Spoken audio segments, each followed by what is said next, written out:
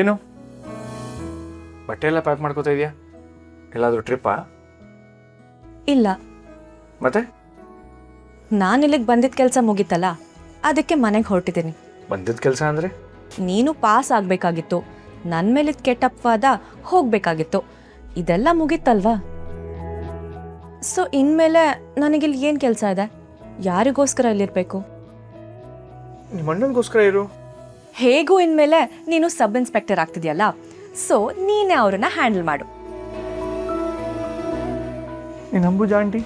ಅಂಬುಜಾ ಆಂಟಿಗೆ ನಾನು ಅಷ್ಟೊಂದು ಕ್ಲೋಸ್ ಇಲ್ವಲ್ಲ, ಸೊ ನಾನು ಇಲ್ಲಿದ್ರೂ ಒಂದೇ, ಇಲ್ಲದೆ ಇದ್ರೂ ಒಂದೇ.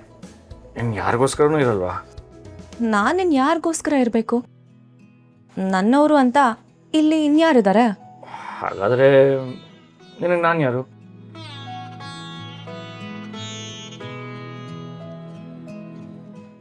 ಏನು ಹೇಳ್ದೆ?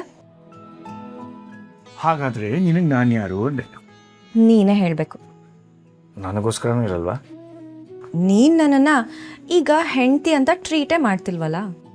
ಸರಿ, ಹಾಗಾದರೆ ನೀ ಇಲ್ಲಿಂದ ಹೋಗಲೇಬೇಕು ಅನ್ನೋದಾದರೆ ನಂದೊಂದು ಕಂಡೀಷನ್ ಇದೆ. ಕಂಡೀಷನಾ? ಏನು? ನಾನು ಕಟ್ಟಿರೋ ತಾಳಿನ ಬಿಚ್ಚಿಟ್ಟು ಹೋಗು. ಏನು ಹೇಳ್ತಿದ್ಯಾ ಸಿಂಹ? ನಿನ್ನ ಬಾಯಲ್ಲಿ ಇಂಥ ಮಾತಾ?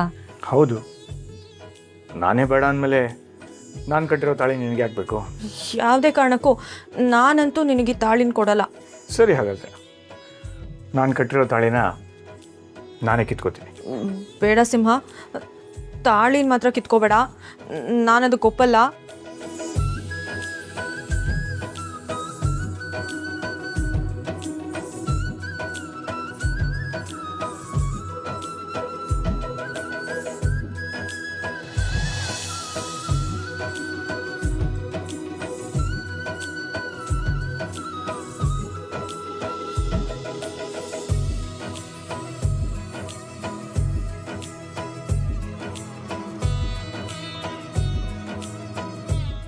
I love you so much, my dear Hinti.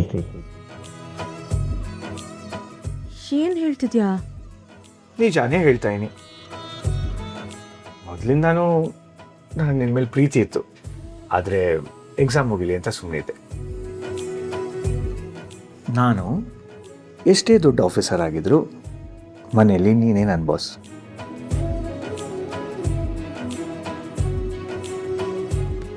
ಇದನ್ನೆಲ್ಲ ಮುಂಚೆನೇ ಯಾಕೆ ನನಗೆ ಹೇಳಲಿಲ್ಲ? ಪ್ರತಿದಿನ ಪ್ರತಿ ಕ್ಷಣ ನಿನ್ನ ಬಗ್ಗೆ ಯೋಚನೆ ಮಾಡಿ ಎಷ್ಟು ತಲೆ ಕೆಡ್ಸ್ಕೊತಿದ್ದೆ ಗೊತ್ತಾ? ನಾನು ಯಾವಾಗಲೂ ನಿನ್ನ ಹತ್ರ ಬಂದಾಗ ಪ್ರೀತಿಯಿಂದ ನನ್ನ ಜೊತೆ ಮಾತಾಡ್ಸೋದು ಬಿಟ್ಟು ಮುಖನ ಗಂಟು ಹಾಕೊಂಡು ಕೂತಿರ್ತಿದ್ದೆ. ಯಾಕೆ? ಸಾರಿ, ಇನ್ಯಾವತ್ತೂ ನಿನ್ನ ಮೇಲೆ ಕೋಪ ಮಾಡ್ಕೊಳ್ಳಲ್ಲ, ಆಯಿತಾ? ಆದರೆ ನೀನು ಮಾಡಿರೋ ತಪ್ಪಿಗೆ ನನಗೀಗ ತುಂಬ ಕೋಪ ಬಂದಿದೆ. ಸಾರಿ ಅಂತ ಹೇಳಿದ್ನಲ್ಲ, ಆದರೂ ಕೋಪ ಕಮ್ಮಿ ಆಗ್ತಿಲ್ವಾ? ಇಲ್ಲ.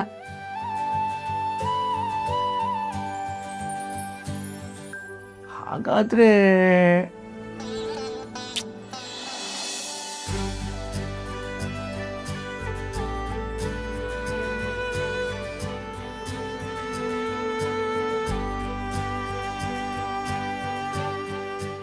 Sanjana, I really love you so much.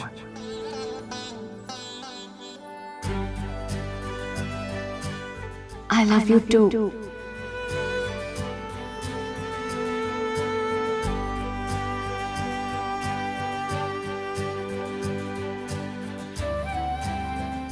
ಇನ್ಯಾವತ್ತೂ ನನ್ನನ್ನು ದೂರ ಮಾಡಬೇಡ.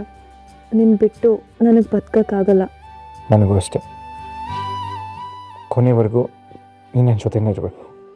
ಖಂಡಿತ ಇರ್ತೀವಿ.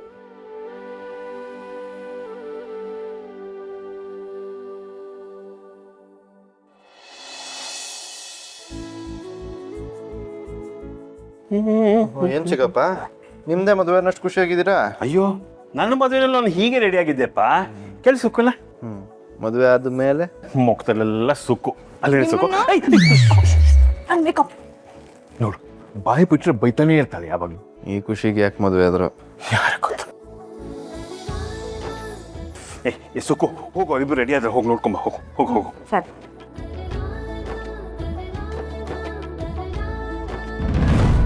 ಅದಕ್ಕೆ ಎಲ್ಲ ರೆಡಿ ಅಲ್ಲ, ಹೊರಡೋಣ. ನಾನೇನು ಮದ್ವೆಗೆ ಬರ್ತಾ ಇಲ್ಲ ಚಿರು. ನೀವೇ ಹಿಂಗಂದ್ರೆ ಹೆಂಗತ್ಗೆ? ನಂಗೆ ಬೇರೆ ಇಂಪಾರ್ಟೆಂಟ್ ಕೆಲಸಗಳೆಲ್ಲ ಇದೆ, ನಾನು ಬರೋಕ್ಕಾಗಲ್ಲ. ಚಿರು, ಅವಳಿಗೇನೋ ಇಂಪಾರ್ಟೆಂಟ್ ಕೆಲಸ ಇದೆಯಂತೆ, ಹೋಗ್ಲಿ ಬಿಡಪ್ಪ.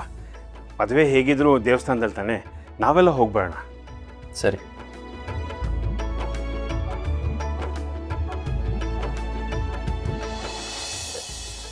ಚಿರು, ನಾವೆಲ್ಲರೂ ರಾಹು ಕಾಲ ಸ್ಟಾರ್ಟ್ ಆಗೋಕ್ಕೆ ಮುಂಚೆ ಹೊರಟ್ಬಿಡ್ಬೇಕು. ಹಾಂ ಸರಿ ಸರಿ ಆಯ್ತು. ಹಾಂ.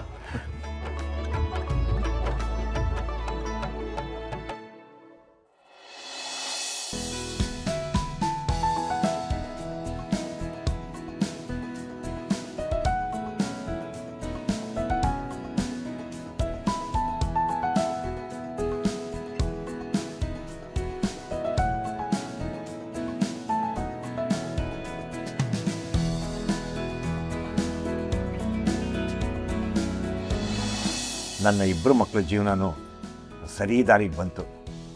ಇಬ್ರು ಮಕ್ಕಳ? ಯಾರಣ್ಣ? ಇನ್ಯಾರು, ಅವತ್ತಿಗೂ ಇವತ್ತಿಗೂ ನಾಳೆಗೂ ನನ್ನ ಮುದ್ದಿನ ಮಗಳು ದೀಪಾನೇ ಅಲ್ವೇನೆ? ದೀಪನಾ? ಹೌದು. ನೀವೆಲ್ಲರೂ ತಿಳ್ಕೊಂಡಿರೋ ಹಾಗೆ ದೀಪ ಸತ್ತಿಲ್ಲ, ಬದುಕಿದ್ದಾಳೆ. ಏನಣ್ಣ ಹೇಳ್ತಿದ್ಯಾ? ಹೌದು. ಇಷ್ಟು ದಿನ ನಮ್ಮ ದೀಪು ದಿಶನ ರೂಪದಲ್ಲಿ ನಮ್ಮ ಅಳಿಯನ ಮನೆಯಲ್ಲೇ ಇದ್ದು. ಈ ವಿಷಯ ನನಗೆ ಒತ್ತಲಿಂಗೆ ಬಿಟ್ಟರೆ ಬೇರೆ ಯಾರಿಗೂ ಗೊತ್ತಿಲ್ಲ. ಅಪ್ಪ, ನೀವು ಅಂದ್ಕೊಂಡಿರೋ ಹಾಗೆ ನಿಮಗೂ ಅಮ್ಮನಿಗೆ ಮಾತ್ರ ಅಲ್ಲ, ಭಾವ ನನಗೂ ಹೇಳಿದ್ರು. ಹೌದಾ? ಹೌದಪ್ಪ. ಇತ್ತೀಚೆಗೆ ನಾವು ಇವ್ರನ್ನ ಬೆಂಗಳೂರಿಗೆ ಕರ್ಕೊಂಡು ಹೋದಾಗ ಭಾವ ಸಿಕ್ಕಿ ನನಗೆಲ್ಲ ವಿಷಯನೂ ಹೇಳಿದ್ರು. ಹಾಗಾದ್ರೆ ದೀಪ ಸತ್ತು ಹೋದ್ಲು ಅಂತ ಎಲ್ಲರ ಹತ್ರ ಸುಳ್ಳು ಹೇಳಿದ್ರಲ್ಲ, ಅದ್ಯಾವ ಕಾರಣಕ್ಕೆ? ಅದೊಂದು ದೊಡ್ಡ ಕತೆ. ಅನ್ಯಾಯದ ವಿರುದ್ಧ ನ್ಯಾಯ ಗೆಲ್ಲೇಬೇಕು ಅಂತ ಒಂದು ಹೋರಾಟ ಮಾಡಿದ್ವಿ, ಅದು. ಹಾಯ್, ಅಂದಿಶಾ. ಕಥೆಯಲ್ಲಿ ಇಷ್ಟೊಂದೆಲ್ಲ ತಿರುವುಗಳಿದ್ಯಾ? ಎಷ್ಟೇ ತಿರುವುಗಳಿದ್ರು ನನ್ನ ಮಗಳು ಎಲ್ಲವನ್ನೂ ಸಾಬೀತು ಮಾಡಿ ತನ್ನ ಗಂಡನ ಪಡ್ಕೊಂಡಿದ್ದಾಳೆ. ಎಷ್ಟೇ ಆದ್ರೂ ನಿನ್ ಮಗಳಲ್ವಾ ಅಣ್ಣ? ಪೊಲೀಸ್ಗಿರೋ ಧೈರ್ಯನೇ ಅವಳಿಗೂ ಇದೆ. ಹಾಗೆ ನಿಮ್ಮೆಲ್ರಿಗೂ ನಾನು ಇನ್ನೊಂದು ವಿಷಯ ಹೇಳಬೇಕು.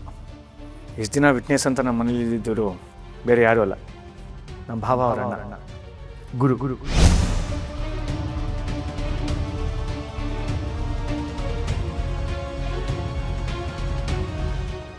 ಏನು ಹೇಳ್ತಿದ್ಯೋ?